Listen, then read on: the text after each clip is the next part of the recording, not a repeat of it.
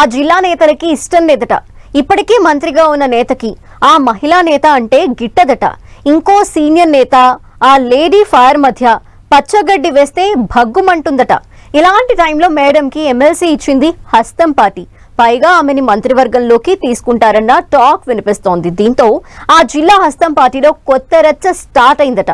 ఇంతకీ ఆ మహిళా నేత రాక ఎవరికి ఇబ్బందికరంగా మారింది? ఏ లీడర్ కి చెక్ పెట్టేందుకు ఆమెని తీసుకొచ్చారు?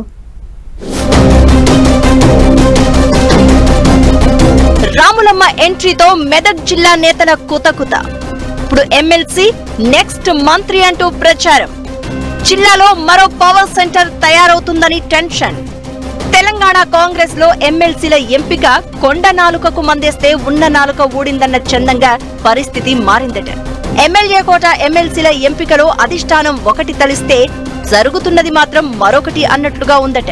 ఉమ్మడి మెదక్ జిల్లాలో కాస్త బలహీనంగా ఉన్న కాంగ్రెస్ పార్టీని స్ట్రెంథన్ చేసేందుకు విజయశాంతికి ఎమ్మెల్సీగా అవకాశం ఇచ్చిందట కాంగ్రెస్ పార్టీ. గత అసెంబ్లీ ఎన్నికల్లో మెదక్ జిల్లాలో బీఆర్ఎస్ కు 7 స్థానాలు వచ్చాయి. పార్లమెంట్ ఎన్నికల్లో కూడా కాంగ్రెస్ పెర్ఫార్మెన్స్ చాలా వీక్ గా అనిపించిందట. దీంతో అక్కడ పార్టీని బలోపేతం చేయడం కోసమే గతంలో మెదక్ ఎంపీగా పనిచేసిన విజయశాంతిని శాసన మండలికి సెలెక్ట్ చేశారట కాంగ్రెస్ పెద్దలు. ఉమ్మడి మెదక్ జిల్లాలో పార్టీ బలోపేతం కోసం విజయశాంతిని ఎమ్మెల్సీగా సెలెక్ట్ చేస్తే అక్కడ పార్టీ పరిస్థితి పెనం మీద నుంచి పొయ్యిలో పడ్డ చందంగా మారిందని టాక్ వినిపిస్తోంది. ఇప్పటికే మెదక్ జిల్లాలోని పటాన్చెరు నియోజకవర్గంలో గ్రూప్ తగాదాలు పీక్ లెవెల్ కి చేరాయి. ఇప్పుడు విజయశాంతి ఎంట్రీతో కొత్త గ్రూప్ ఫామ్ అయిందనే చర్చ జరుగుతోంది.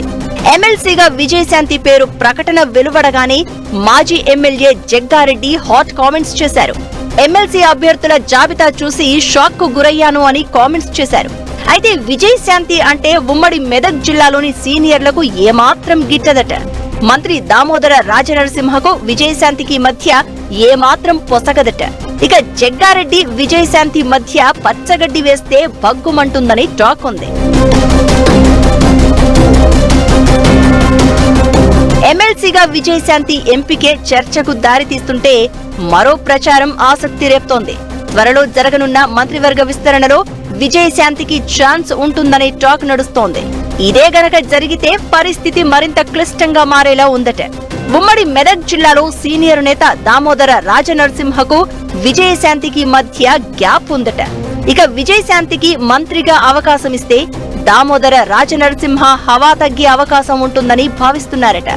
విజయశాంతి కేంద్రంగా కొత్త గ్రూపు ఏర్పడి మరింత రచ్చ జరిగే అవకాశం లేకపోలేదనే చర్చ జరుగుతోంది. ఉమ్మడి మెదక్ జిల్లా విషయంలో కాంగ్రెస్ అధిష్టానం ఒకటి తలచి రాములమ్మకు అవకాశం ఇస్తే భవిష్యత్తులో జరిగేది మాత్రం అందుకు భిన్నంగా ఉండబోతోందట. మాజీ సీఎం కేసీఆర్ సొంత జిల్లాలో పార్టీని బలోపేతం చేసేందుకు కాంగ్రెస్ చేస్తున్న ప్రయోగం బూమరాంగ్ అవుతోందన్న టాక్ వినిపిస్తోంది. రాములమ్మ రాకతో మెదక్ జిల్లా కాంగ్రెస్ లో ఎలాంటి మార్పులు రాబోతున్నాయో చూడాలి మరి.